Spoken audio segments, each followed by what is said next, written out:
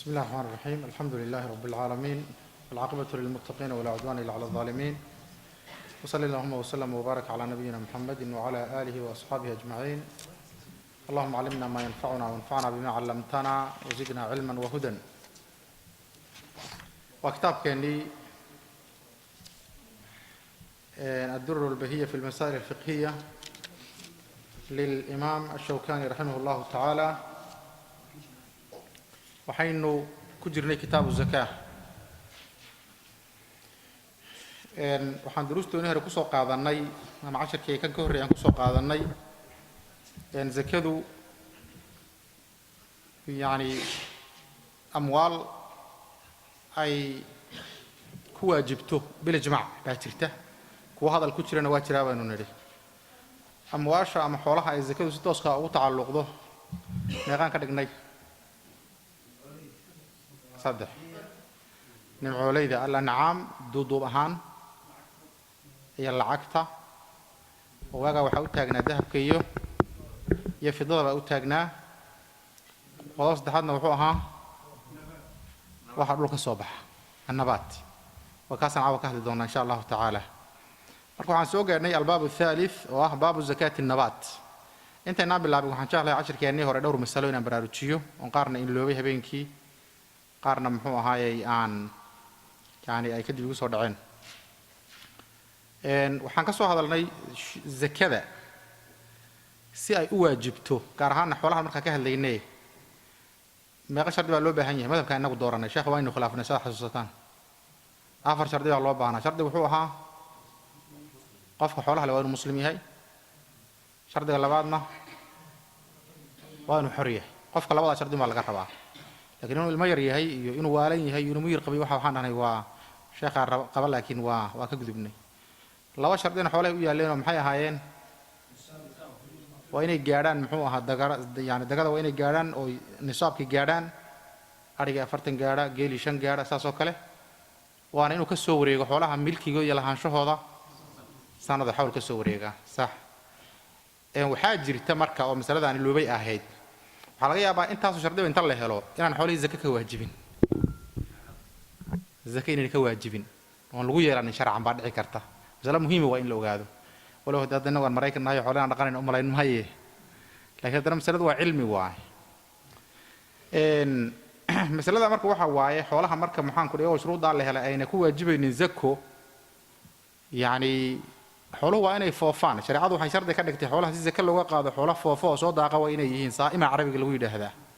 oo siin ah saa'ima. hadii saad laga dhigo saa'ima la inay soo mantahay waa loo malaynayaa. marka xooluhu waa inay soo daaqaan, laakiin xoolihii ka warna yihiin ba xoolo xeero ku jira ama xarig ku jira oo quudka iyo calafka aad u soo gurto ama u soo gado, marka maxay noqonaysaa?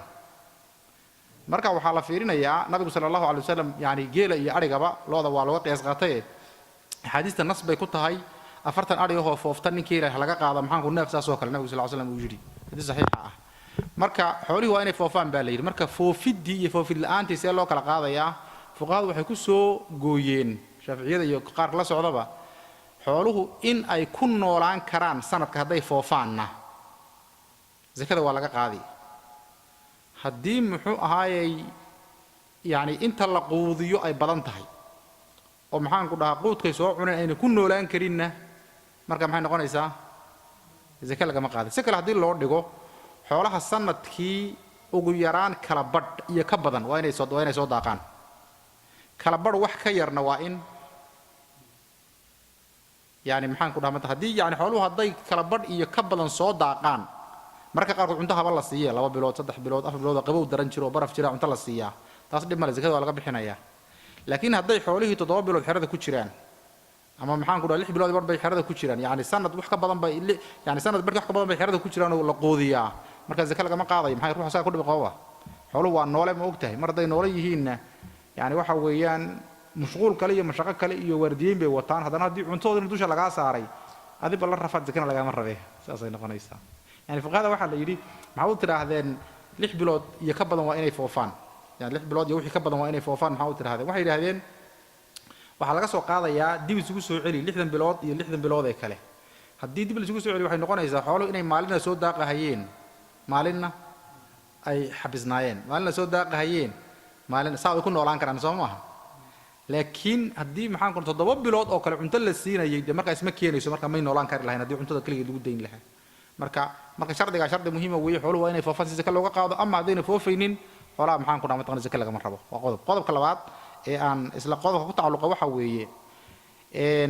oo isla shardi kala ah yani xoolaha markuu qofkani uu zakada laga rabo waa inuu xoolaha u haysto inuu caanaha ka maalo u tarmaan wakas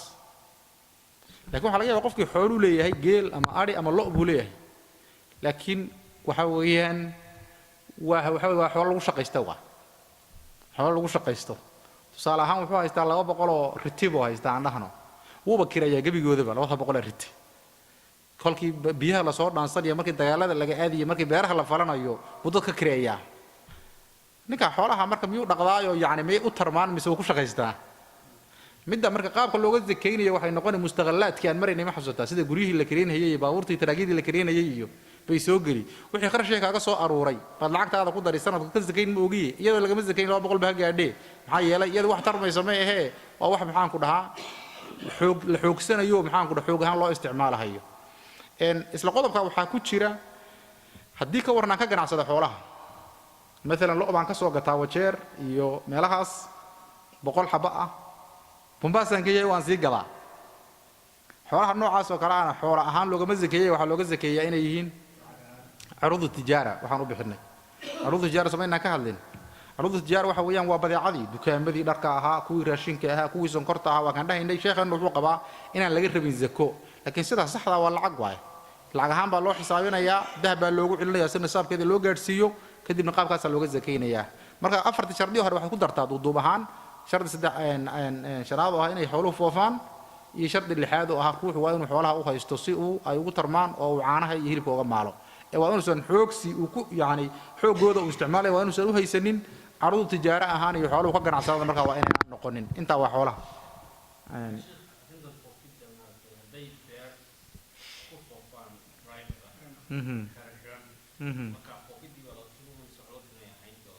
beertan haddii dooga ka baxay uu roobku de soo bixiyay oo marka sidaa yihiin dhib ma leh laakiin doogan hadda aad soo gadaysid ama soo guraysid ama muxuu ahaa aad beertan si dooga looga helaa iyadii laga shaqeynayo marka waxay xoolo la quudiyay bay noqonayaan marka waa qaabka marka doogan say ku heleen baa muhiimadeedu ay tahay marka masalada waa inta masalada kale aan rabay inaan ishaaro waxa weeye in caruud tijaaraha markaan ka hadlaynay yani waxaan ilowna shardi muhiim u ah qof waa inuu u niyoodo shaygan inuu faa'iido ka raadiyo shay walba ood sii gadood soo gado si aad faa'iido uga hesho waa caruud tijaara يعني waxa weeyaan waa badeeco ilaahu haduu rabo geel mu noqdo lo mu noqdo yani muxuu ahaa geeriyaal mu noqdo guryo mu noqdo shaygan aad sii gadiyay soo gaday faa'iido ka raadinayso waa caruud tijaara markuu sanadku dhamaadana xoolaha ku soo aruuray kharashka kaaga soo baxay baad ka zakeynaysaa ala madhabka inagu aynu qaadanay sheekheenu laakiin isagu wuxuu yiri waxba laga ma rabo buu daliil ma laha waa kii dhahayay masaladana waa sidaas ustaadahay dahab gabdhaha isku bixin hadda aan islaan ka hadlo Allah maganayaan ka tagin dahab gabdhaha isku qurxiyaan ay xidhaan dumarku zaka ma ka waajibto zaka ma waajibto waa mas'ala khilaafiya sida runtii maxaan ku dhahay dadaalkuna ku jiro daliil kale waxa weey uu ka waajibaya dahab gabadhu xidhanta haduu gaaro nisaab 85 gram dahab gaaraya gabadhu haday xidhanta waa in ka zakayso nabiga sallallahu alayhi wasallam oo mu'minina Aisha radhiyallahu anha uu soo galay farqashay waa weyn oo burburan iyadoo xidhan markaasuu nabigu ku yiri waa maxay waxaad xidhan tahay waxay ku tiri waa bahalla aan maxaan ku raadi isugu ka qurxinayay nabi Allah nabigu wuxuu ku yiri sallallahu alayhi wasallam zakadiisa ma bixisaa ma yabay ku tiri nabigu sallallahu alayhi wasallam wuxuu yiri hasbuka biha naaran bis'adaban oo kama qaal sallallahu alayhi wasallam ayada kugu filan cadaab in lagu cadaabo marka waan isku qurxinayaa bay tiri nabigu wuxuu yiri zakka ma ka bixisaa ma markay tirina wuxuu yiri cadaab iyaga kugu filan nabigu sallallahu alayhi wasallam sidoo kale waxa sugan xadiis saxiix ah ilbaan saxiixinaya gabadh islaam u timid nabiga sallallahu alayhi wasallam gabadheedo laba jimood qabta oo burburan nabigu wuxuu ku yiri sallallahu alayhi wasallam zakada imaad ka bixisaa ma yibay tiri naarina gacmaha u geliso raali ma ku ahaan lahayd buu nabigu ku yiri sallallahu alayhi wasallam marka culimadu waxay ku qeydayaan oo leeyahay dahabkana wuxuu ahaa dahab culus oo garaamo waaweyn ah oo gaadhayay maxay zaka gaadhayay marka dahab isku qurxisid laba mid yeel sanad kasta dahabka xidhantahay ka bixi zakada hadii kale iska hubi dahabka xidhantahay waa inuu ka yaraado maxay يعني nisaabka waa inuu ka yaraado yani waa mas'ala khilaafiyo culimada qaar baa waxay leeyihiin 10 kiilana han noqoto ee gabadh haday marba isku qurxinaysa dahabkan oo isku bedelato qaarna u yaalo lagama rabo laakiin waa mas'ala maxaan ku dhaha mataqaanaa qaabka la isku khilaafsan yahay waa caynkaas ah mas'ala runtii dahabka ku saabsan haddaba aan waxay ahayd dahabka hadda meequu jooga qiimihiisa yaa war ka haya 40 iyo dhadha jajab oo gram oo dollar miya halkii gram 85 meeqay noqonaysaa abu imisa 3500 marka 3500 oo dollar iyo ka badan qofkay sanad u taalo yani wuxuu xoolo leeyahay intuu isku dardaro inuu zakada ka bixiyo waa mas'ala muhiimadeeda leh marka haddii marka dahabka gabdhaha marka mas'aladaas qaabkan uu xalinay ay ku qanacsan yihiin dahabka gabadhu xidhan tahay xoolaha reer ku leeyihiin bay ka mid noqonayaan halkaas ayadana maxaan ku dhamatay bayl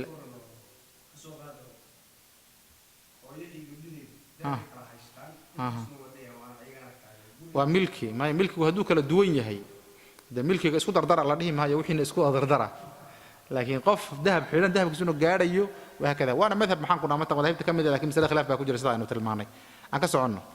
wuxuu yiri sheekhu albaab الثالث zakatu nabat al-ard dhulka waxa ka soo baxa zakadiisi buu baab yahay nabat waa waxa la waxa dhulka soo baxa ee de la beerto ee maxaan ku dhamatay qanay caynkaas ah wuxuu yiri sheekhu yajibu al-ushru yajibu waxa waajibi al-ushru toban meelood meel baa waajibi fil xintati qabandiga iyo washaciiri heeda wadhurati galeyda watamri timirta wazabibi zabibka وما كان وحي أهاضي يسقى مثل ورابيه بالمصنع جيلة يعني بيها لغو سو تشيدو وحي لغو ورابيه منها بيرها كمدا ففيه نصف العشر طبعا ميلاد ميل كالغا قادي مهي طبعا ميلاد ميل نسكت بالغا قادي اسغا مادام يسو ورابيه بيرت والنصابها ابو شيخ يري دغدا ميشي كو غادي اي نصاب كيدونا 5 أوسق وشن رترروا ولا شيء وحزك ما اهانن فيما عدا ذلك inta wixii ka soo haray oo yacdulka ka soo baxa kal khudrawaati weeye sida qudaarta waqayriha iyo wixii kale dhulka ka soo baxa wajibu waxa waajibi fil asali malabka waxa ka waajibi al ushru toon meelood meel laga bixiya ka waajibi wayajuzu waxa banaan ta'jiilu zakati zakada in la hormariyo oo qofku iska sii hormariyo sanadii wax la mid ah ka badan ba banaan wa ala al imami qofka madaxda ah waxa ku waajib ah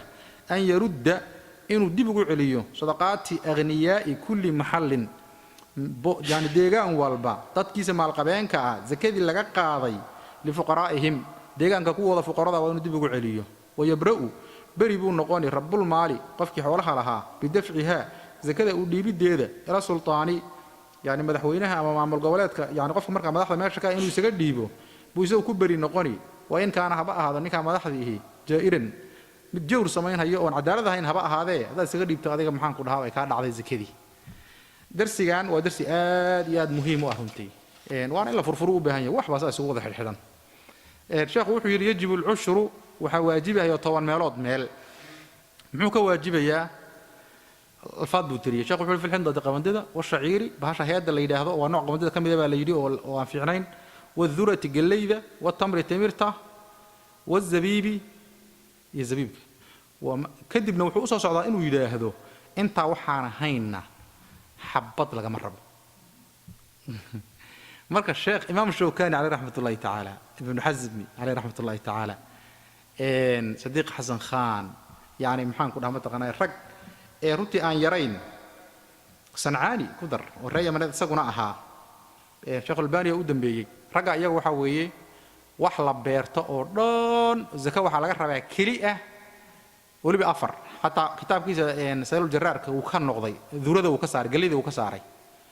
wuxuu yiri zaka waxa laga rabaa kali ah qabandiga waxa hay'adda la yiraahdo aan aad u garanayn inuu qabandi ahaan asiga qudhiisu ah timirta zabibka bas hatta galida hatta wal iska dawtay waa laga soo reebay haysa maxaa u tiri sheekhow iyo raga kula socdo sida maxaa u tirahdeen waxay dhahan sida waxaan u nidhi asal waxa weeye xoolaha waxba lagu ma laha ilaa shariicadu ay ku waajibiso zaka ku waajibiso waa koow xadiidka nabiga sallallahu alayhi wa sallam muaad ibn jabal iyo abu musa al-ash'ari markuu nabigu yaman u diray sallallahu alayhi wa sallam nabigu iyagu diinta dadka baraya nabigu wuxuu ku yiri la ta'khudhu sadaqata illa min hadhihi al-arba'ati ash-sha'iri wal-hintati waz-zabibi wat-tamri xadiidka xaakim baa wariyay dhahabi iguna saxiixi xaakim dhahabi baa maxaan ku dhahaa ma taqaanay isaguna soo saaray bayhaqi sheekh albanina wuxuu ku saxiixiyay irwaal qaliilka marka nabigu wuxuu ku yiri muaad iyo abu musa al-ash'ari ha ka qaadina zako afarta mooyaane qabandiga iyo maxaan ku dhahaa hay'adda iyo zabiibka iyo timirta wax kale ka qaadina mid baa ku daray riwaayad waxa jirta ku dartay duurada ku dartay duuradu waa galeyda riwaayada waa daciif waa mursal iyadu ma ina sahih khalaas marka waxa intaas aan haynaa wuxuu nabigu amray inta waxaan ahayn allah ku barakeeyo iska beero iska shaqeyso kaasa meesha marka maxaa soo galaya de waxa waxaan inta ahayn galeeydi ka bilow hadiskeedu daciif buu noqday bariiskii yani masagidi yarka haruurka ahayd digirtii sensentii hoobayhow soo wad kuwa kale asagoo ka saaray kal khudrawaati uu ku yirina maxaan ku dhayagana xagga u sii dhig halkaas marka ka bixeen madhabka horta waa madhab raggaas qaba xadiidkan ay ku dhageen asalkuna waxay dhawaan aan xoolaha waxba lagu rahay la shariicadu ku waajibiso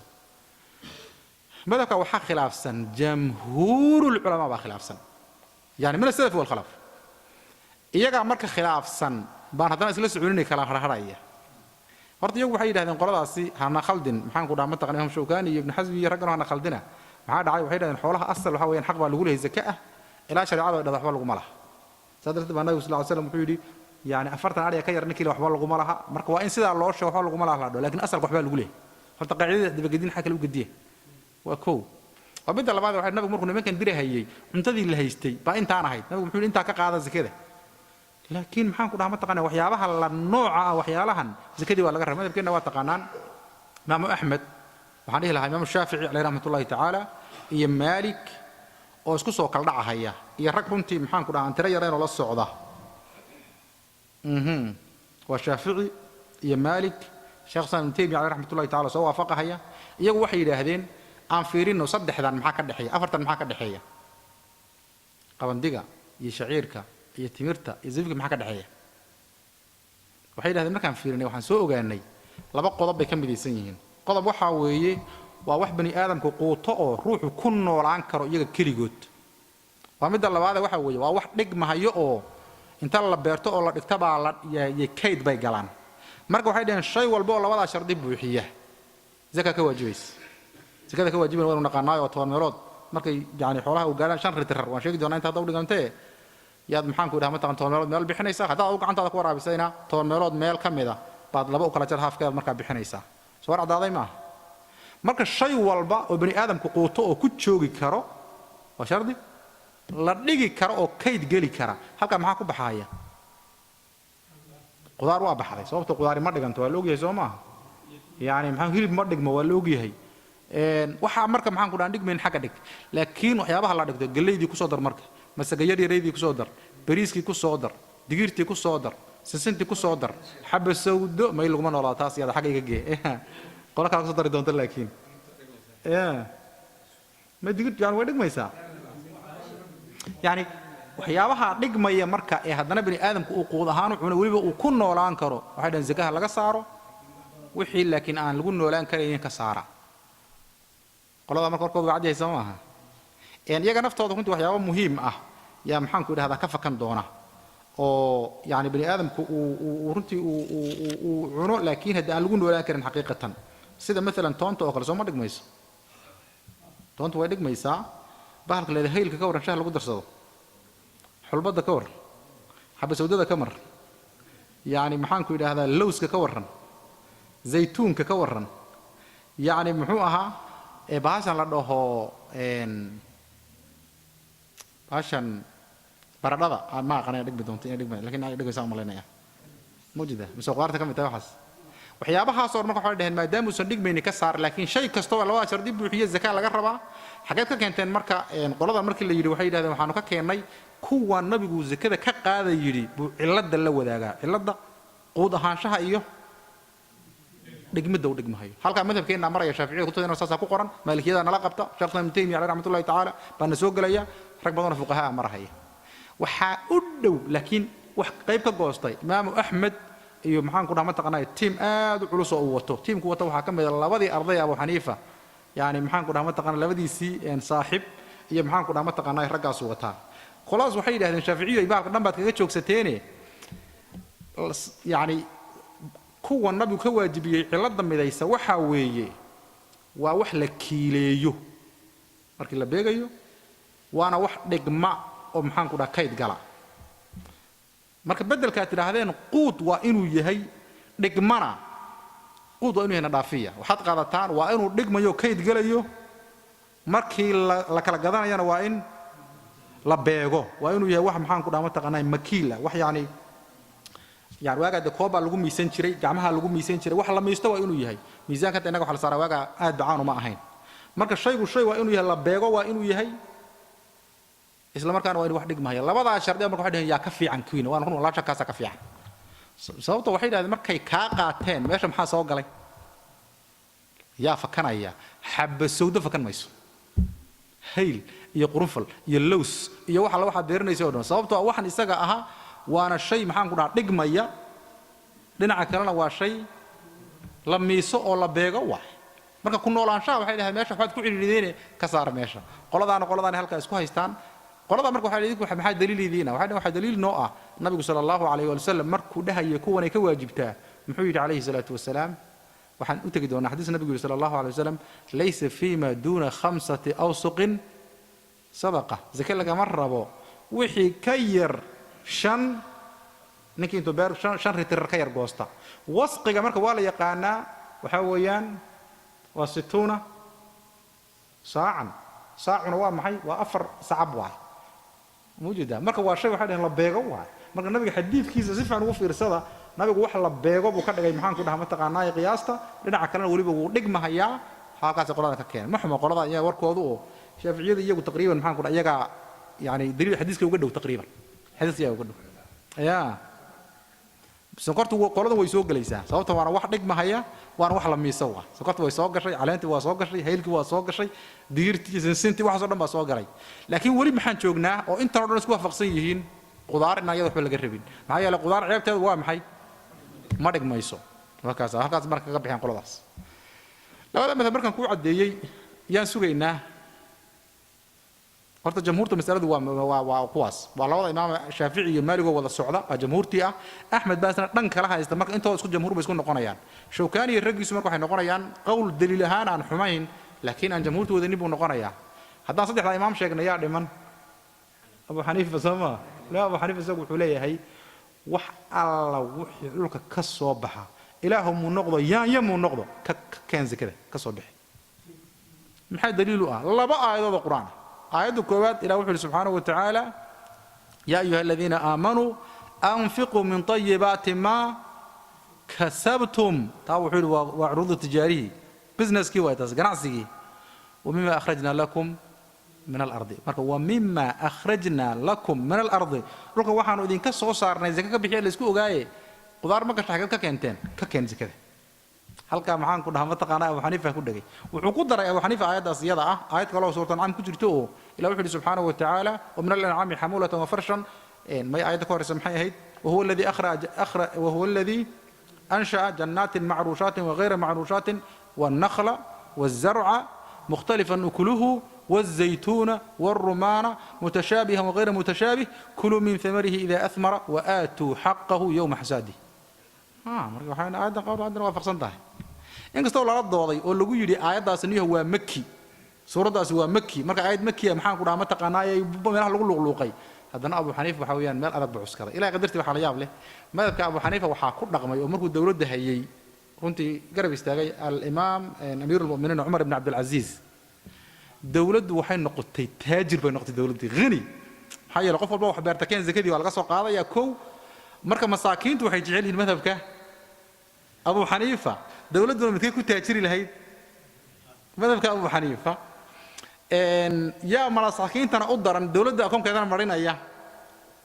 sheekhena Shawkani iyo madhabkooda marinaya يعني حنابلة iyo Shaafiiciyada iyo Maalikiyada isla socota waa wax dhexdhexaad weeye mas'aladu waa mas'ala adiladeeda aad loo kala jiitay waxa la yaab leh Sheekh Ibn Uthaymeen alayhi rahmatullahi ta'ala wa faqih al-asri aha mas'aladan wuxuu si walba waan u baaray Allah ka Allah madhabka xanaabiladan ku soo koray kaasaan raaci wiil aniga laakiin wuxuu meel aan rajaxo iyo mid aan kala ka qaado ku kasta waa fiican yahay marka waa mas'ala marka umurankaasi ku jiro sheekhu marka madhabku uu namariyay waa madhabka ugu taageerada yar waa madhabka ugu taageerada yar weeye madhabka Abu Hanifa maxaan ku dhahan mataqaanaa masaakiinta u roon marka ninkii beer haysto ka ku dhaqan baa ila quman ka bixi qudaarta xataa baash ما يجوا حين آيات وما أخرجنا لكم من أرضنا حديث كان قيد يدهم بس وحكى مو بيننا قال كذا كبحان قول راس أها ضد ذاري لا يقصيه وكا أي برضه مر يا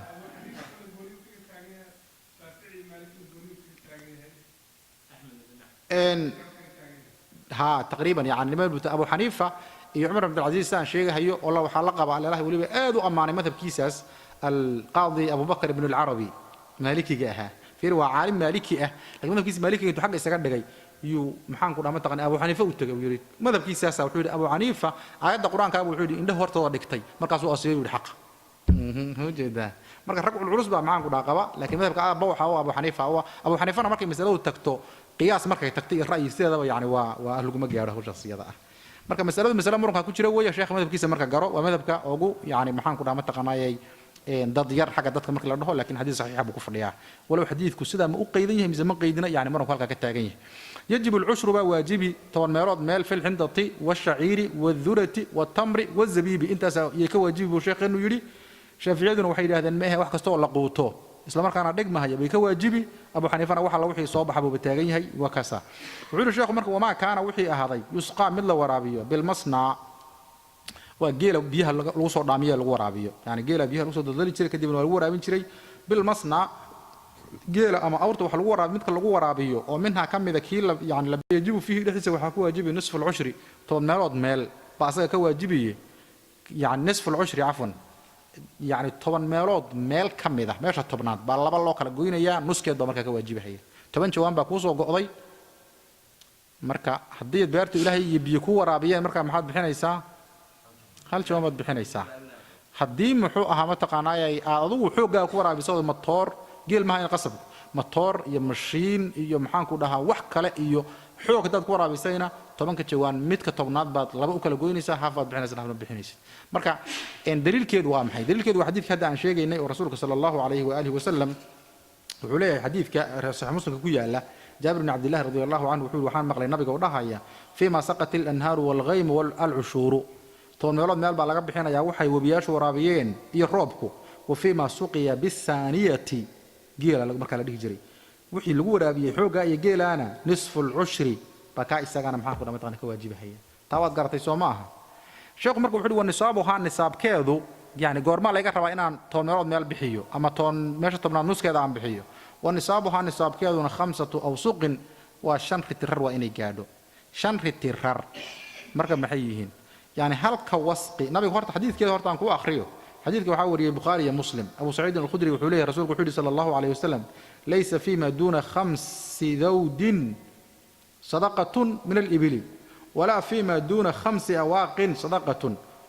وليس فيما دون 5 أوسق صدقة نبي عليه الصلاة والسلام كان وحي كير شن أو تلود أما جيل صدقة ما أهانم جيل شن كير وليس فيما دون 5 أواق صدقة العكس الضاء أو شن محان كلها متقنايا أو قيادات كير قيادنا وباش يجرين واللباتن درهم مركا halka xabaa sidaas ah meen halday baradu waa shanta uu qeedood 200 dirham bay tagtaa waana meesha fidoo lacagta ku gaadho waa walaysa fima duna 5 awsuqin oo kama laga rabo shan ritirar wax ka yarna sadaqatun yani sadaqa markaas ila ma ahaanayso marka shanta ritirar marka maxay noqonayaan shanta maxaan ku dhamaan taqaan wasqi halkii wasqi waxa weeyaan waxa la waa 60 saac shan ku dhufo marka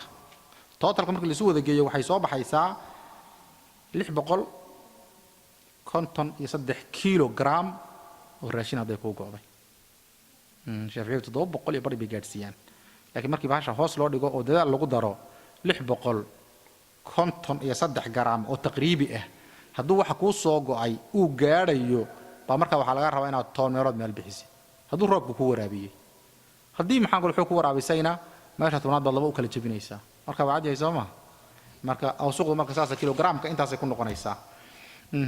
wuxuu sheekhu marka walaa shay ama ahaanin shayna fiima cadda dalika inta wixii ka soo haray kal khudrawaat sida qudaaraha oo kale oo غيرها iyo غيرkeed Abu Hanifa qaba qudaarta iyo waxyaabahaas oo dhoon inay zakadu ka waajibi laakiin madaahibta kala taqriiban way isku raacsan yihiin in qudaarta zakada laga rabin maadaama ayna dhigmaynin oo ina maxaan ku dhamaa taqaanay kayd galaynin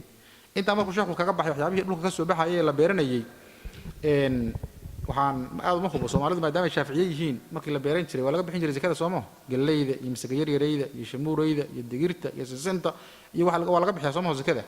madhabkeenu ha saas uu keensanaya haddii Abi Xaniifa la qaatana xataa qudaarta laga bixiyaa marka la dhihi lahaa marka madhabkan Shawkaani iyo Albani ay wataan inaga ma bayna soo gaarinba maadaama isla khilaafiyad tahayna waxa sax ah ummadda madhabkeeda ay taqaanay in maxaan ku wax loogu miiso oo wax loogu beego sheekhu marka wuxuu yidhi wayajibu waxaa waajib fil asali malabka waxaa ka waajiba al-ushru toonmeelood meel baa ka waajibi tan madhabkeenu ma qabo totally ma qabaan laakiin xadiid bay leedahay waliba saxiixa oo rasuulka sala allahu calayhi waalihi wasalam ibn maajah baa xadiidka wariyey cabdullahi ibn camr ibn caas wuxuu leeyahay nabigu sala allahu alay wasalam annahu akhada min alcasali al-ushr toonmeelood meel buu ka qaaday marka malabku waxaa la sameeyaaba beer dhan oo shinni ah hadda la samaystaa soomoo gaagur baa loo samaynayaa meel baa lagu diyaarinayaa waa dhalaysaa bahashu malabkana lama joojinayaa kadibna dhowr jeer gaano malabaaba marba la geynayaa maxaan ku dhaha suuqa la geynayaa markaad gaagurta jabiso ood malabka ma toojisid 10 meelood meel ka mid a marka maxaan ku dhaha u reeb masaakiinta wuxuu waa beero saasay noqonaysaa wayajuusu waxaa bannaan buu sheekhu tacjiilu zakaati zakada in la dedejiyo oo la hormariyo buu ujeedaaye baa maxaan ku dhaha mataqaanaa bannaan taana waxay ku bannaan tahay rasuulka sala allahu calayhi waalihi wasalam adeerkii cabbaas baa maxaan ku dhahaa mataqaanaa weydiiyey oo yidhi sadaqada ma sii horumarin karaa nabiguna waa u ogolaaday sala allahu calayhi waali wasalam inuu sii horumariyo oo maxaan ku dhaha horey u sii bixiyo marka habeen dhexdeerna habeen dhaweyn baan ka sheegaynay zakada waad horumarin kartaa sanad iyo 2 sanaba waa sii hordhici kartaa haddii ay taagan tahay maxay duruufteedii iyo maxaan ku dhaha mataqaanaa xaalkeedu hadduu markaa maxaan ku dhaha u taagan yahay hadday kugu baaqato zakadana waa la qallayaa oo waa la gudaa xaq yani la iska daayo hadhow هذا كدي ما بحين دونا ما هو أنا بحسد لكن ما دام لا سيه هرمرين شري بل هذا هو ما بحين دونا سنة كان أنا جويه كدمر أنا جويه ساس لكن لما أقوله صوت كل ما توحول حق كل ما تويه حول الله مركب محن كنا كاس وجاريسة زي كذا مركب وكا وركيده وعلى الإمامي الشيخ ماشي محكي قال يحول مسألة وعلى الإمامي إن كان ما لحظة إمام كأ وحاك واجب ساسور الشيخ وعلى الإمام ويجب على الإمام واي موقته أن يرد إنه عليه صدقات أغنياء كل محل وحوي وديجانك يا منطقة قبلك يا محن كنا منطقة ديجانك أغنياء دي صدقات اللي قاعد إنه عليك واجبة لفقرائهم ديجانك قوة فقراء إنه كل عليه باك واجبة مثلا بس شيخ علماء لقبتا علماء قارنا وحيد هذا واجب يعني الله هنا ويها بونتي هلا هذا إن حديث كذا أنا أذوق بأرك النبي صلى الله عليه وسلم مركو يمن الدري معاذ بن جبل يكون يرد أهل الكتاب أوتجي دونتا مركا أوتجي إلهي وحيدان وياد رسول كان يقرأ وياد هذيك هاي لان سلاد وياد هذيك أقول هذا ما حد وياد لسه والشيء نوع يكون صدقة تؤخذ من أغنيائهم فترد على فقرائهم مرحبا هذا هو النص كويه هي أغنياء ذا هي منات بالغ قاضي يا لسينا يا فقراء هي من الدولار الصينية ولماذا مركع waxay leeyihiin sida Sheekh Abdul Taymiyo kala iyo asalku waa sidaas laakiin way dhici kartaa in aan sida la yeelin la qaado zakadii sadaqadii waa goorma horta waxay dhahan damiirkan tuukhadu min aghniyaa'ihim reeyo marad hadalku u dhacaya laakiin muslimiinta oo dhan baa laga qaadi ala fuqaraa'ihimna maxay noqonaysaa markaas fuqarada muslimiinta oo dhan bay noqonaysaa marka reeyo marad waxa gaar kuma ah maxay saas loo luqluqayo looga fakan karaya laakiin asalku inuu sida yahay hadalka ma taagna laakiin waxay yiraahdeen xoolahan waxa la qaadi karaa oo maxaan ku dhahaa mataqaanaa zakada meesha laga qaaday ama beeraha dhulkan ka soo go'ay wixii laga qaaday la qaadi karaa haday jirto duruuf baa jirta tusaale ahaan meelaha qaar kood muslimiintu degan yihiin baa waxa ka dhacay abaaro iyo colaado iyo dad baa baahi u dhamaanaya kuwana way iska yarladan yihiin oo way iska jeclaan lahayn wax loo qaybiyo laakiin noloshooda way haystaan marka daruuro ahaan marka kuwaas marka loo rarahayaa mas'aladaana runtii waxay hoos tagaysaa asal ahaan xoolaha laga zakeynayo meeshay joogaan masaakiinta joogtaa leh zakadooda waa gartay Soomaa laakiin duruufta looga qaadi karaa waxa kamid ah midda aan sheegnay oo ah in meel dhibaato ka jirto oo ciriiriga marka maxaan ku dhahaa muslimiinta wax la isgaarsiinayo iyo sida midfalan adaa xoolahaaga zakada ka baxsanaya dawladda marka keen kuma dhahayso adaa bixinay lafaaga u bixinaya dad qaraabo kula ah sida kuwan u baahan yihiin ama ka daranna u baahan baana jira meel kale inay joogo u diri kartaa maxaa yeelay baahida kuwan ay qabaan ama ka daran bay qabaan adiga haddana waxay kugu sii leeyihiin xaq bay kugu sii leeyihiin marka zakada marka way qaadan karaan markaas waa la wareejin karaa laakiin sheekhu wuxuu yiri ninka mas'uulka waa dadka waa inuu bahasha maxaan ku dhamaa taqaan waa inuu siiyaa wayabra'u masalada kale waxa weeye wayabra'u bari noqoni rabbul maali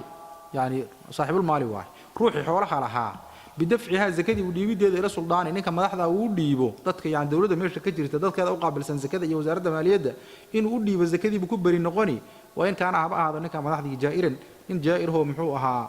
يعني أنا إلهي يعني عدالة حكومة مولين هبقى هذا أداة دي بتوت كبر نقنيسا النبي صلى الله عليه وسلم حكسه البخاري مسلم كسلوات الكتاب إنه النبي والصحابة كيري صلى الله عليه وآله وسلم إنكم سترون بعد أثرة وأمورا تنكرونها كذا شيء على ذلك دونتان إرمان ورابس ينتوحس يوحلا ولا الهاي ولا سكق عضانها يوح نعضان أو مركز وحيد فما تأمرنا يا رسول الله محان سوينا مركز ملاحظ حماته النبي صلى الله عليه وسلم أدوا إليهم حقهم حق إليهن مدحض حقوق إليهن سي أو أضيعوا أو وكس كدن وحلي وسلوا الله حقكم إلهي حقيني ويديستو إلى حقنا نقص عد عده لكن أساقي عدالة مصرين أيه أجو أنا كقري زكذا ما مركا مش قينيس صار عدالة ما مركا أذيك مع الغبان بعد هاي شركات جناعسي دكان وحوال لهذا هاي دولتنا محن كنا متقنا وزارة المالية ده بيدي هوستك تام محن كنا وزارة الزكذوية زكذي أما مال بقى هلا كان اللي يلقوا بالله أما هديك لو لقوا الدنيا وكان بقى اللي هيبة haddaad dawladda habab faasiq iyo waxaas haaqatay haddaad adu ku wareejisay zakadii waad bixisay yani inayd nin fiican oo ilaahay ka cabsanaya zakadaadii la raadsato ama ninka markuu kaa qaaday inuu meelo daran ka tuuro shaqo ku taala ma adiga dabagal laguma dhihin waad maxaan ku dhaama taqnood ku bari noqonaysaa waadna u dhiibaysaa saasayna dee asal ahaan jirtayoo zakadu waxay ahaan jirtay dawladda islaamka masaadirta dhaqaaluhu ka soo galay zakadu ka mid ahaan jirtay saa darteed wasaaraddan baa u taagnayd oo soo aruurin jirtay oo isu keeni jirtay oo si fiican baa looga shaqayn jiray dadka muslimiintaana waa u cilmi lahaayeen si fiican baa looga qaadi jiray laakiin hadda waxaan inagu kulley ku soo kornaa ku kala qaadnay nin walow adiga iyo ilaahaaga subxaana allah wabixamdihi adi iyo ilaahaaga markaasaan xataa ninkii ilaahay ka baqaayey aakhiradiisa ka cabsanayay jahli awahe jahli ya ganacsi buu haystaa sharikad buu haystaa dukaan buu haystaa يعني محن كنا وحي ولقوا من أضوء خلباس كسر مياه مرودات بوتجي وحير ويدينه وحنا لو شيء وحنا دنصار وفهمي بو محن كنا حاجة كسر بحيني وهكذا مركب وابنين كوب خيلي يعني إنه بحياة برا لكن جهل يبى تلقصي محن كنا كل حشرة يا هنبى وحوي يجري وحلو شيء مثلا يعني زي كذا ضدك قاضنا يا وأنا نقول ضد هذه حق كوجله إن يعني بيشد مركز وحيد والله إن تاسو سنة wiilkiisu hoo isagu dhalay oo caruur shan dhalay kadibna wiilkii baa dhintay gabadhii agoontahay shanta caruur tahay ee awowga uu ahaa buu zakada u aruuriyaa u siiyaa waadan baa loo sheegay hormaba dhici karta buu yiri intaas sanaaban maxaan ku dhaama taqaan caruurta awowga ay siinay zakadii waa lagu leeyahay zakada bixi hadda soo total garee 1 2 3 ka sheekay adigu marka maxaan ku dhaama taqaan marka mas'alada in aad iyo aad maadaama aynan نظام كذي هيسنين روحوا إنه محن كده ما تقناي آدي هذا سوء العليو سجاء العليو يي محن كده ما تقناي يوبا هنتهاي الباب الرابع بارك الله كبحني الباب الرابع باب كفرتشة وحول باب مصاريف الزكاة وهو باب يهي زكاة محن كده مصاريف هذا إياه ما لها لقب بحنا إياه هي إياه 8 ما لها زكاة لقب بحيو كما في الآية شذا آيات القرآن كأهبا آية كوا ركتين كتار الله وتحرم ويحرموبي على بني هاشم بيك حرام نقوني محوها زكاة ومواليهم كوا حريان حرام بكن نقوني وعلى الأغنياء كوا محان كلها متغنايا لظنا ويك حراموبي والأقوياء المقتصبين كوا حوج له كسبان كرنا ويك حراموبي يجانا أنت أنا مك حرام بكن نقوني صح بارك بابا هذا جابون واحد الشيخ وحول زكاة وحا إسكاله سديد أيضا لو الشيخ وأكاد قاقي أيضا مين لو ضيقنا أيضا لو ضيقنا استغلال الشيخ وحزليه دي أيضا ولا وضيقنا أيضا سوحي كجتا سورة النساء عفوا وحي كجتا سورة التوبة إلهنا سبحانه وتعالى عيدنا ومحل سارين زي كده عيد الله سنة بل أذيق أفيري يعني مركي تشوكتو حقوق مال مركي تشوكتو يعني أحكامته يعني قرآنكم محانكم دامتو والله سيدة دحالك وكله تنو وكله وعلى صدر الله عديك الزمان نقول بأننا يقول دربوا يسكده لها مركي إله سبحانه وتعالى وحده إنما صدقات للفقراء والمساكين والعاملين عليها والمؤلفة قلوبهم وفي الرقاب والغارمين وفي سبيل الله وابن السبيل فريضة من الله يعني فرض إلهي فرض يا الله مركز سديد دا مركز الشيخ وشيخ يمي قرض أورز وحويان وفقراء وحيدهن علماء وقف عن وحبه يسلم واحد وفقر واحد وحكوا حاجة والمساكين مساكين تمركز يجوا حويان إن وحبو يرهيستا لأن قوت اليوم كيس هو هيستا لكن وحيلين العلماء كم في الله وحيال بعضهم بكر ناقصه يعني هدو أنت حق الوقت أنت أنا كم مرة مركو بس كسب ريال لكن وكذا كيسيد مركا كان فقير كأهنا هدو على قف الجني كان مسكين كان واللوكر إنه وحي يسيو محان كنا أوكل هراء ووحي أهل يسيو محان كنا أوكل الدبرو كتاب يقول عليه هي الفقير الذي لا شيء له حب ما هي مسكين الذي له شيء لا يكفيه كما في الله صلى الله معها لو هذا مركو أسكت دويهين وحصدها والعاملين عليها العاملون عليها وحي هانشرين أما أيوة التخيبة ضدك زكذا كشقية يعني دولة وحي سمين يسانيك ملاحظة أما نيك يعني وزارة هايستا ضد بوحل ساريا مقاله هبلا زكذا ذا أما بيرها ماشي أكويا لزكذا ذا هذا كمسؤول تقف كمركو أنو شق هذا بوق قادنا يا حسابتي بوق قرية العقد وسوء تتبين يا راشينك بو حسابين يا hadduu xoolo soo arurna geel xidhxid ariga soo kaxay sukeen meel ka waraabi cunto u raadi soo itatibi soo gali ruuxa marka waxa weeyaan waa la xayiray waqtigiisiiba iyo xoogsigiisa laga qaaday soo mooho ruuxa isaga ah waxa weeyaan mushaarkiisa ama wixii maxaan ku dhaama taqnolojiisu ahaan lahaa xoolaha uu ka shaqeynayba yuu ku leeyahay ilaahu isagu sidiisa kale muu ahaado qof dukaan leh isagu dukaan buu leeyahay beerna uu leeyahay hadduu rawlana uu leeyahay لكن ما دام شقدا الله دري وشقدا ذلك كود يسوي قبنا يوم مشارك سبك يسوي إن لا سي والعاملين عليها أنا ومحان كنا متقنا وقول داس والمؤلفة قلوبهم يا أفرة المؤلفة قلوبهم والله بقولوا مسلمين لكن دين ده حكاية تاريخين على حرف يعني بسم الله بلا ليه إسلام نودي إنه كذا قاقام بيقرك أساريين marka si maxaan ku dhaama taqaan islaamka loo jeclaysiiyo baa la dhaqaalaynaya oo zakada maxaan ku wax laga siinaya waxa mushaar loo qorayaa shaqa maxaan ku dhaama taqaan aad loogu baahnaa in baa la dhihi shaqadan qabo alaabtana lagu siinayaa meesha bal marba imo baa la leeyahay maxaan ku dhahaa wakaad arkaysid waa la soo dabaya qalbigooda la soo jiidaya la bani aadamku arinta muxuu aad ugu xun yahay ya ninba wuxuu nabiga sallallahu alayhi wasallam aad baan u nacbaabu yiri waanu imaada wuxuu waa isiyaa waanu imaada waa isiyaa kama zuurin buu yiri inuu marba isiinayo ilaa uu noqday ninkan ugu jeclay dadka ilaahay say ka sheekeynay ninkan ugu necbaa ninkan ugu jeclahay uu noqday maxaa ku jeclaatay suu isiinay wax ujeeda marka qolada labaad waxa weeye waa qolo aan muslim ba ahayn waa gaalo laakiin waxa la isleeyahay gaaladaani hadii hun guriga waxoogaa sandareero la tuso soo islaamaya kuwaana marka waxa weeyaan waa loo daadin karaa oo maxaan ku dhamaa loo xidhjidi karaa oo waxba loo sameeynaya si uu islaamku u barto ama u dhageysto ama u jeclaado wallahi islaamku wakaasa marka qoladana wal mu'allafati qulubuhum waay waxa ku xiga oo number 5 oo fi riqaabi waxa weeyaan waxa jiri jiray dad adooma ah jiri jiray oo dagaal markii la dagaalamo dadka iyagoo gaala oo dagaalamaya la soo qabto yaa maxaan ku dhahaa adooma noqon jiray marka qaarkood xaaladaha ka mid ah dadka marka in la xoreeyo bashariicadu aad ugu dadaashaa wasaaradda dhanay marka zakada waxa la yiri xoolaha waxyaabaha loo adeegsan kara waxa kamid adoomada in lagu xoreeyo suuqa la tagaya saaka wax alla wixii adoon iiba suuqa la keenay waa la qabanaya waa la gadaya dawladdan hawsha fulinayso oo dimalkana lagu fulinaya ama hadii kale dadka waxa jiray mukaatabiin kuwa la dhaho oo sayidkiisu la heshiinay wuxuu leeyahay xoolaan ku keeniyay xoree hay way $1 ii keen waa xoroobaysaa $1 meel ku keenay ma yaqaan miskiinkan $1 lagu taa bigee xoroodii markaas taas sameeyaan qolada hadda raadkoodii lama hayo soo maaha hay culimadu waxay leeyihiin mucaasiriinta ah waxa booskaas soo gali kara hadda oo yani dii zakada la helay kharash lagu bixin kara dadka muslimiinta maxaabista dad muslimiin waxa jira xabsiyaha ka buuxo ku jira dadka marka qaar kamid ah xoolaaba loo haystaaba ay xidhan yihiin xoolahaas laga dhiibayaa kadibna waa se wala xoreynaya yani waa la xoriyadiisa waa la siinaya ilaa qofku waxa yaran yahay hadii kale gaala maxaan ku dhahaa haysata gaalada marka haysatay iyo dadka haysta deeyna kuma laakiin gaar ku haystaan madax furasho wax la dhaho way markaas waxa la leeyahay madax furashada intaas oo qof muslim ah haysataan waxay ku eedeysay lama yaqaan soo sidaaya kadibna lacagta la siinay marka dadka maxaabiista xabsiyaha ku jira muslimiinta yani booskan ay soo galayaan oo riqaab ay soo galayaan waxa ku xiga wal ghaarimiina dadka qaamaysan way kuwani wahum alladina rakabahum daynun wala wafaa indahum bih allah xanuun badana waa qof deymoobay waa la fiirin ma ya sababtu ku deymoobay laakiin ruuxan deyn baa qoorta u gashay uu iska roogi laayahay marka waxa laga yaabaa inuu niyad fiican iskaga qaatay oo waa iska bixin doontaa islaha wuxuu iskaga bixin lahaa uu sugay ka gala ka yani ka rogmadeen ama hadii kale sakaraad buu baahay isagoo og inuu meel ka bixiyo inuu baaruta deyn isaga qaadan jiray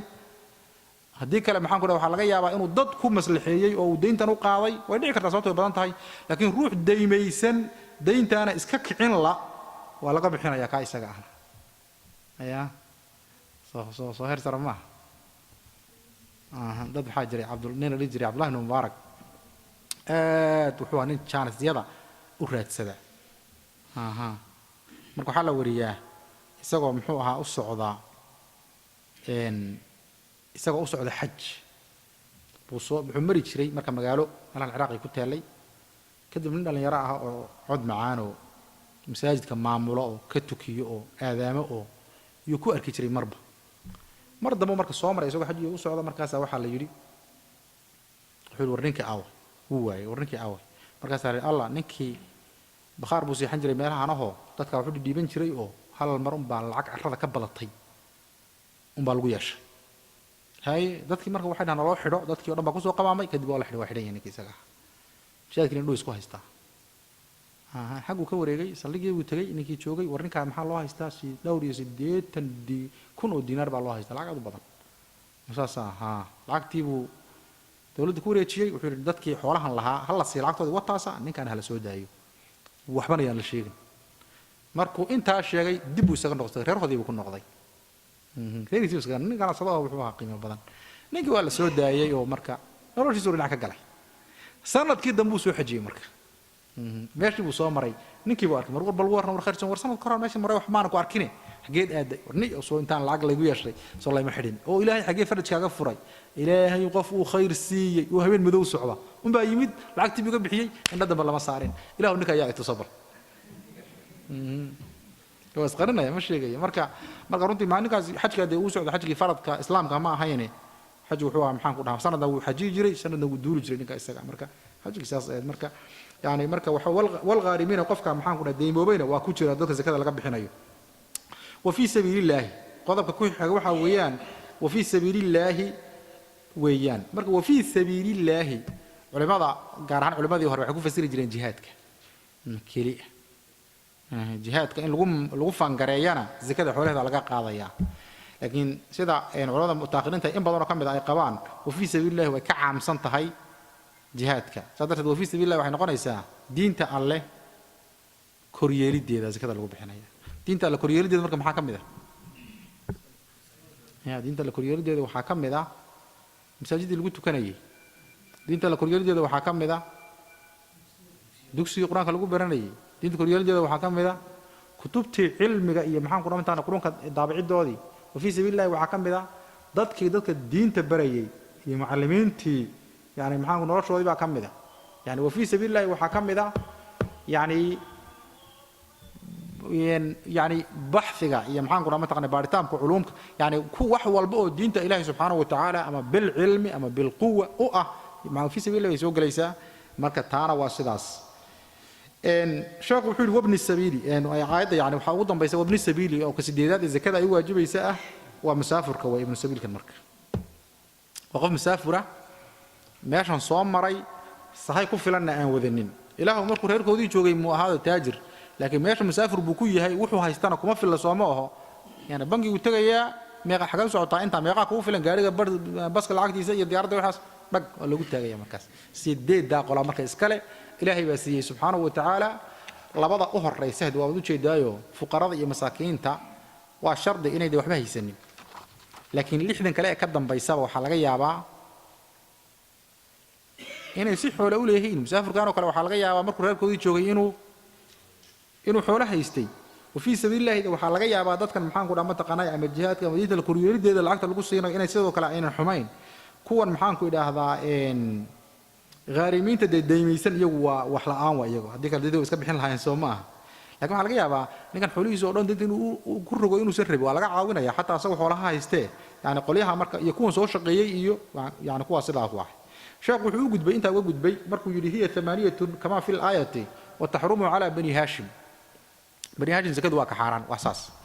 bani hashim inuu dhaho sheekhu waxa ka fiicnay inuu dhaho ahlul baytka sababtoo ahlul baytka baa ka guda weyn maxay bani hashim ahlul baytka ka guda weyn waa mas'alo runtii sheekh yani sidoo u dhigay taqriiban marnaba loo dhigay waay sababtoo ah banu haashim waxaa ku lamaan sida madhabkeenu qabo runtii raajixana ah nimanka la yidhahda banu almutalib banu almutalib waxa weeye nabigeena sala allahu alay wasalam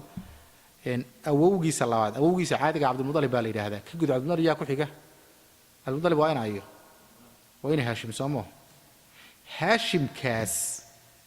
waxaa la walaal ahaa 3 nin oo kale nin waxaa la dhihi jiray isagu waa haashim ibn cabdimanaaf iyo mutalib ibn cabdimanaaf iyo cabdishams ibn cabdimanaaf iyo nawfal ibn cabdimanaaf afartaas ay ahaayeen marka mutalib iyo haashim waa isku bah samada garanin marka ilaahay subxaanahu wa tacaala wuxuu qadaray haashim saad garanaysaan intuu safray xaggan shaam aaday oo madiino gabar ku guursaday oo iyadoo uura ka tegey inuu soo noqonay sidii ku dhintay odaygii mutalib ahaa ee walaalkii haashim walaalkii ahaa markuu ogaaday inuu wiil yar madiino joogo oo ninkii haashim ahaa dhalay waa kii soo kaxiyey wiilka yar la soo kaxiyey waa kee cabdulmutalib waa soo ma aha marka cabdulmutalib waxaa koriyey adeerkii mutalib waxa cabdulmutalib loo yidhi waxa weeyaan mutalib addoonkiisii weeye moogtahay dadka waxay u maleeyaan markuu isagoo faraska ama irtiga u saaran markuu keenay bay u maleeyaan addoon yaroo meelaha ka soo qabsaday markaas wiilkii ilaa ee shayba la dhihi jiray baa waxay u bixiyeen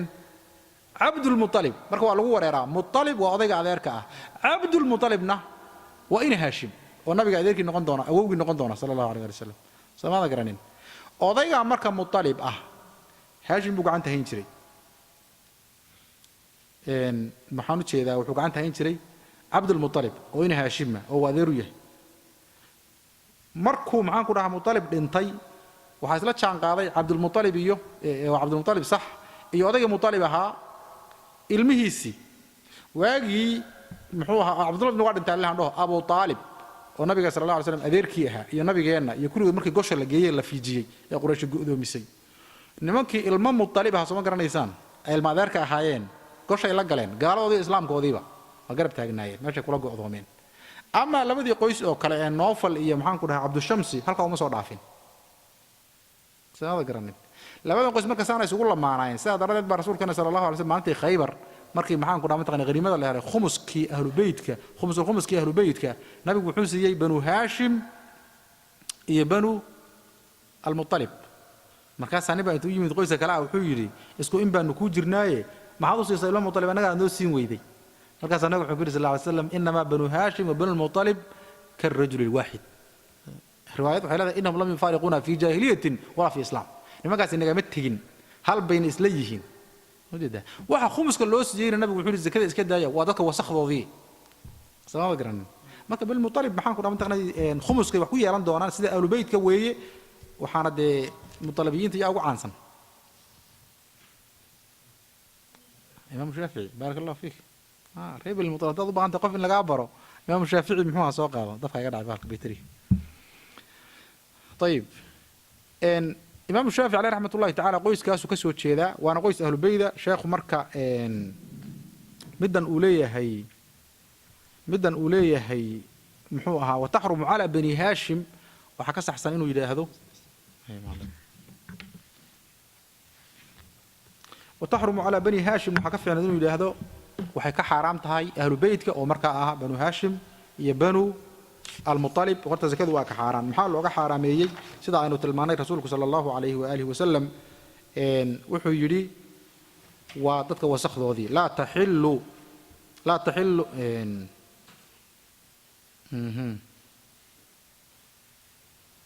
nabigu sal slam wuxuu leeyahay xadiidka saxiix muslimka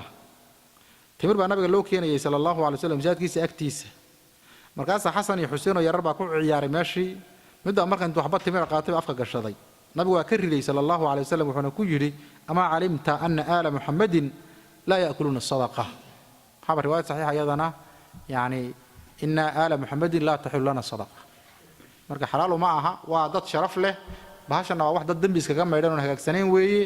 marka looma ogolo maxaan ku dhaminta qoladaas waxaa ku xiga marka waa mawaaliihim waa sax waa mawaaliihim dadka ay xoreeyeen iyagu islaamku wuxuu yaqaanaa wax walaa la yidhaahdo ruuxu addoon markuu ahaan jiray qof baa xoreynaya soo ma aha qofkaa waxaa ka dhexeeya wax la yidhahdo gacaltooyo waa gacal marka dadkaas dadka marka gacalka ah iyagu ay xoreeyeen iyaguna xukunkooda bay qaadanayaan oo iyagay la soconayaan halkaasay marka iyaguna ay ku waayayaan bahashaas iyada ah wax iyagu ay leeyihiin baan gaari doonaa insha allahu tacaala waan u tegi doonaa meesha culimada aad uga hadli jireen dhihi jireen asharaafta oo ahlu beydka ah looma ogolo zakada looma ogolo iyo xataa sadaqada caadiga dadku ay sadaqaysanayaan sababa garanin laakiin waxaa jira dad dhaha asharaaf baan ahay ahlu beyd baan ahay xoolaha la keeno soo ma jiraan marka waa khalad ima asharaafnimada iska dhaaf asharaaf miyihiin nabi xoolay sii yadhe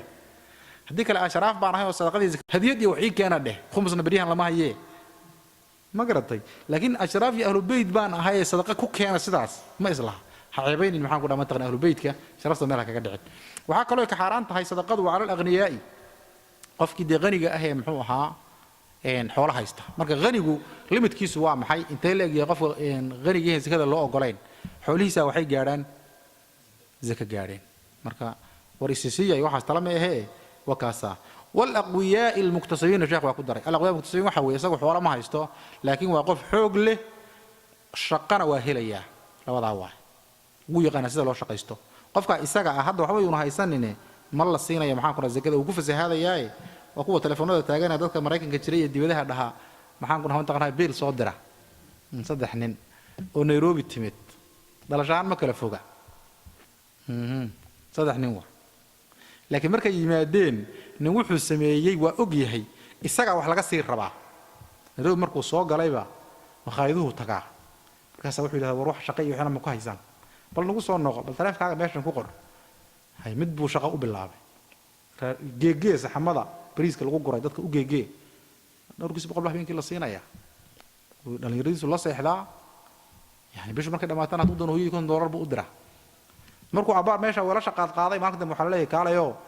waa la dilacsiinaya maalinka dambe ilaahay wuxuu qadaray inuu noqdo ninka kaashiyerka ah ee maqaayada dhan lacagtada xisaabinaya mushaar fiicanna ku qaato sabab garan nin kale markuu maxaan ku dhaama taqaanay magaalada yimid waranu quraanka aqaanayo abahay quraanku isoo baray macallimiinta dugsiyada intuu u tago maxaan ku dhaha dugsi aan idin la dhiganamayo waxogaana iseeya haye bal inta wax ka bilow bal fiiri war ninka markii dambe waa mudiir dhan oo madrasada maamulo oo lacag fiican maxaa ku dhaama taqana qaato oo kaal arag masaajidda tukiya ku ay ilmaadeer ahayna meesha joogay laba ay walaalihiin baa dibadda jiray xanaaq buu la ilxun yahay xawaalada markay bisha markay dhamaatana xawaaladu taagan yahay inta kalena telefoonu dirahaya maalinkiina waa la bisay meel uu seexdaa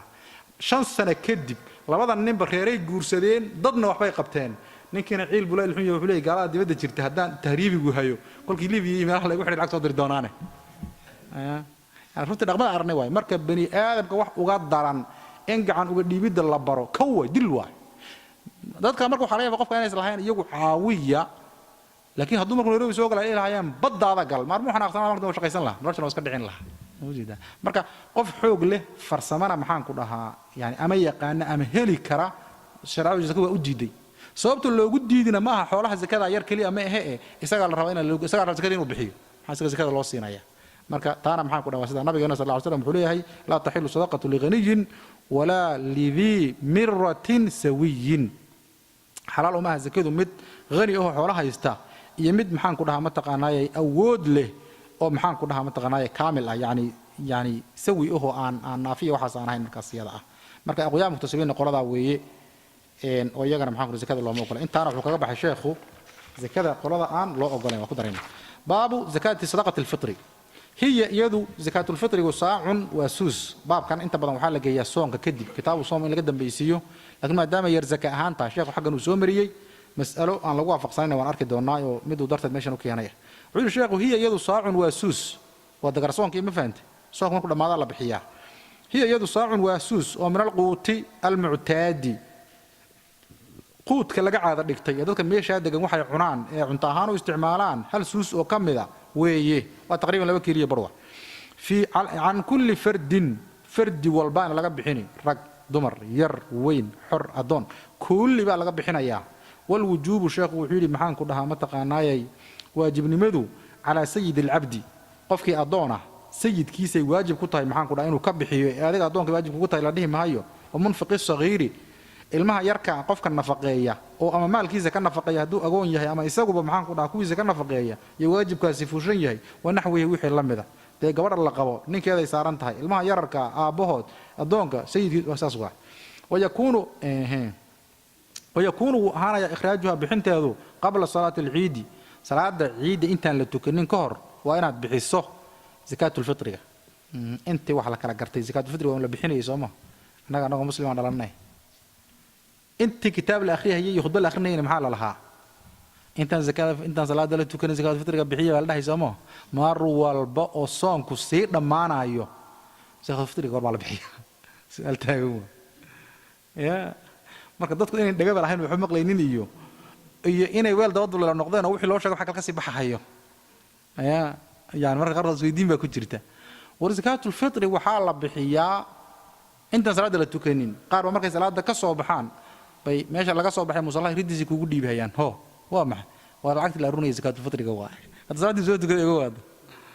marka inta badan dadka masaajidda waxa ku xidhnayn weeyo aad iyo aad uga dhabaqsan tahay khatar waa iska ilaha yaraysanin xaq masaakiin weeye miskiinkii xoolaha lahaa ee seejisay ha kugu dhagaya ويكون إخراجها قبل صلاة العيد بنقنيا marka nabigu wuxuu sallallahu alayhi wasallam qofkii bixiya salaada ka hor waa zakatun maqbuula qofkii bixiya salaada kadibna sadaqatun min sadaqat xoolo la baxdo sadaqa ah waana ku dambeysantay hadii aad ka gaabisay laakiin ruuxu cuudar uu yeelan karaayo hadii qofku hurda la tagto soo hurday buu xaqay salaadii la tukaday macduur meel baaba lagu xidhay gabigiisiiba oo inuu bixiyo moona tabarteedii helinba markaas kala de markaas uu soo bixinaya ka waa macduur ومن لا يجد شيخ وحيد ومن لا يجد روحا هيري كرين زكاة يعني زكاة الفطر زيادة عفوا ومن لا يجد روحا هيري زيادة ديري على قوت يومه وليلته يا ما انتو كو قدين لها يعاو انتو كو عشان لها المها سيسان لها وحانا هينبا ويلكيسو كما جيران شيخ وحيد فلا فدرة عليه زكاة الفطر سيغا دوشي سماينا اهانيني اساقا كو بحضا اساقا بلها لو كان كيانو ومصرفها ماشا اللي قب بحينا زكاة الفطر ممكن لسوء أروريانا مصرف الزكاة زكدي هدا ان سو مر سديد قراله سينسين سومينا دهن سديد دي قراله يا لا سينا شيخ قولها زحمه زحمه يوم شو كان سو ساسو مري رغبان لا قبا زكاه الفطر مكلا سو اروريو ان سديد دي هدا ان سو مر لا سينايو لكن زكاه الفطر وحا اسكله فقراء يا مساكينتا نبينا وحده صلى الله عليه وسلم